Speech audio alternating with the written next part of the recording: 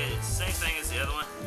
Drilled a center hole down, 1-inch hole, and then several holes along the side. And what we're going to do is going to pack it full of peanut butter.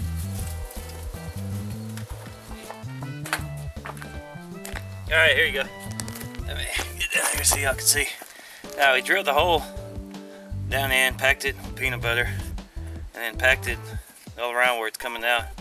And now I got the idea of standing in line at the store a while back, talking to another guy, and he was saying, you know, about doing this or taking a tree stump and doing the same thing, a log, drill you a hole down in it, then drill several holes and pack it full, just the same thing like a the licking stick or the hog chew toy, except this is peanut butter.